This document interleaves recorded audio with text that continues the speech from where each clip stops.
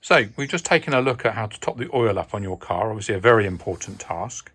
We talked a little bit about waterproofing the electrics down there, but what are the things that maybe people should be checking on a regular basis of their electrics in the car, Jeff? Well, one of the things that quite often lets a Mini down are the cables to the coil, which is just here.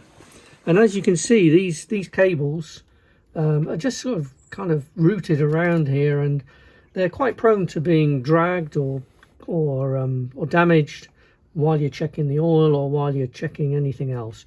So these cables, you should always check that they seem to be okay, and they are, because they've been redone recently. And then the other thing is check your plug leads are all on, and they are.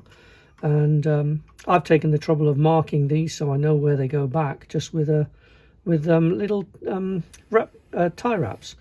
Now the other thing is you've got a vacuum pipe here which fits onto the distributor and goes round to the inlet manifold up here, and it's the same on all Minis. They've got these vacuum, and if it happens to fall off, you will get bad running and poor economy, and so that is something else to check they're in good condition.